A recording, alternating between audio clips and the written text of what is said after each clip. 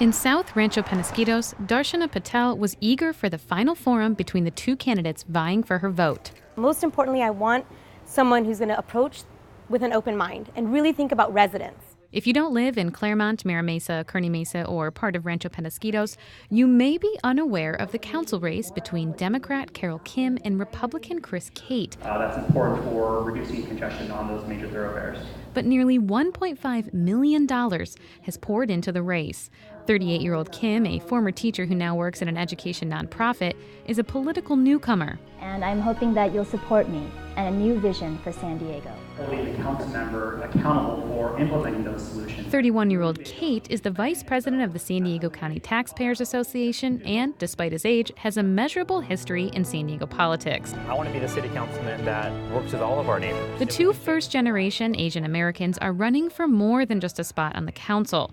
Although seats are officially nonpartisan, Democrats represent 2/3 of the council now, giving them enough votes to overturn any veto by Republican Mayor Kevin Faulconer.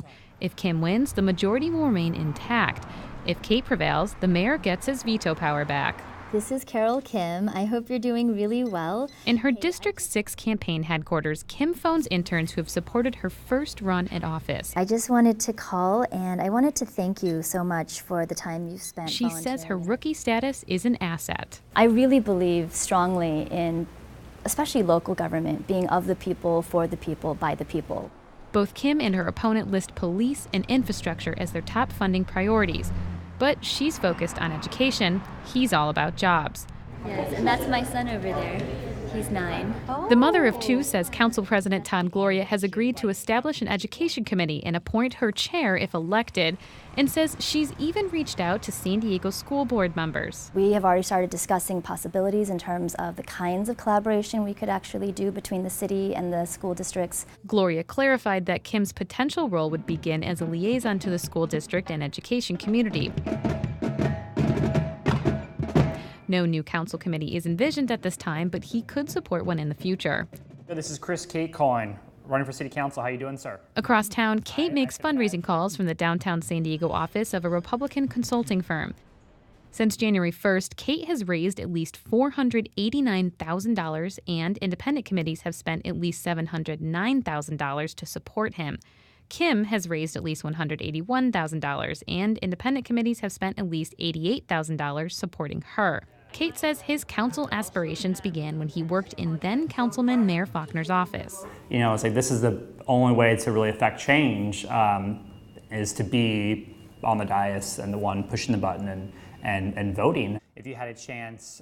Cate, who started a small business in Kearney Mesa while he and his business partner were still in college, says his focus is on jobs and details his ideas in a 4-page plan. Kim says she also wants to help small businesses, including translating city documents into multiple languages. Her own campaign literature is in English. The two have clashed over who's voted in what elections. Both have skipped some. But beyond that spat, the campaign turned ugly when Kim accused Cate of tax fraud. She said he received an exemption on his Carlsbad property he was no longer entitled to after moving to Mira Mesa in 2012.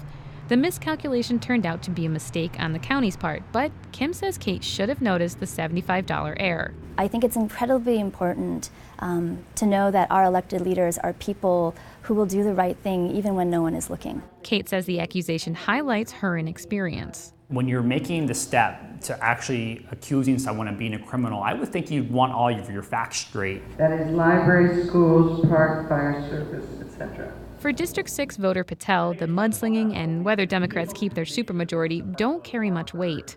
We would want to know if there's a surplus in the budget, where is that surplus going to go? Is it going to go to libraries? Is it going to go to tax rebates for big businesses? Is it going to come back into our communities and improve our parks? The longtime Democrat said she walked into the debate undecided, but now is leaning toward one candidate. She'll cast her vote at the polls on November 4th. Tarryn, Mento, KPBS News.